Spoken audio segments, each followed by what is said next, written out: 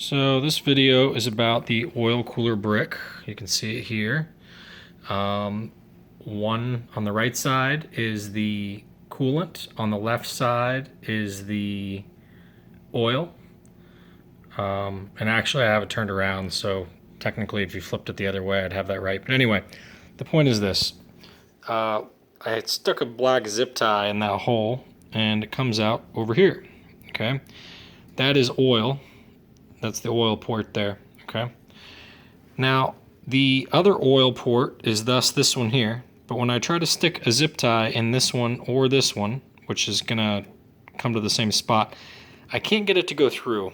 And what I'm believing is there is a bypass, a pressure bypass built into the lt4, lt1 oil cooler.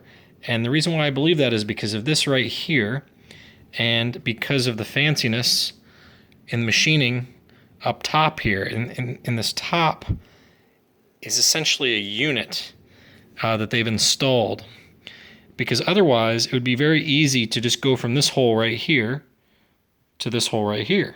It's, you know, a pretty straight shot. You just take a right and come over and turn down and there you are. Instead it goes up here into this area where they've installed something. And I'm pretty sure that's an overpressure in case when the oil is cold, if it doesn't like to flow through this, it can overpressure and bypass the cooler. That way the engine's getting oil.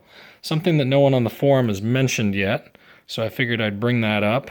The other thing that I want to talk about is the oil coolers are being removed, and they're being replaced with these adapters that people then run to their oil cooler, an auxiliary oil cooler, like a air to, a heat exchanger up in the front of the car or somewhere. They have, so they run dash AN line, and they've got the either Improved Racing or the K-Tech or LG. They have one of these fittings that deletes this heat exchanger, and heat exchanger is the proper word for it because technically it's not really an oil cooler. What it's doing is it's pegging the temperature of the oil to the radiator fluid, the coolant.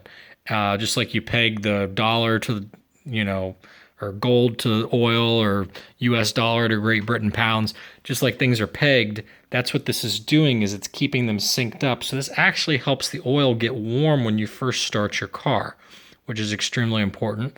And then also, again, it keeps things pegged. When you remove this, oil temperatures will go sky high and coolant temperatures will drop because it takes the responsibility off of the coolant. So then you have to install a huge oil cooler to then bring the oil back down to either where it was or even lower.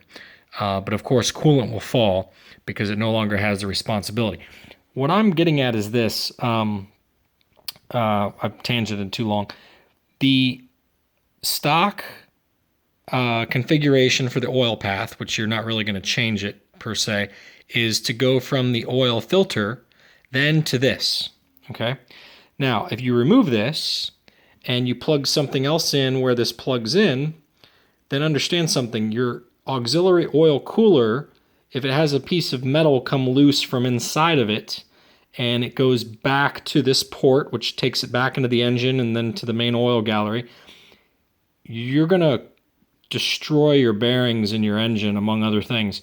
So the point is, this is after the oil filter, not before it. If this was before the oil filter, there wouldn't be an issue. Everybody's lt4, lt1 oil brick delete systems would be great, okay, where you add these auxiliary coolers. But there are people having main engine bearing failure who have installed oil coolers that tap in at this location. So what we're going to try to do is we're going to, worst case scenario, we're going to have to move the oil filter, okay? Best case scenario, I want to see how this works inside, and I want to install 2 ports onto this. So what would happen is I'd have 2 AN ports, ORB ports that that plug in here that take me to AN fitting.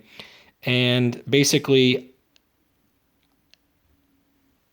in one of these, then it goes to the oil cooler, then back to this.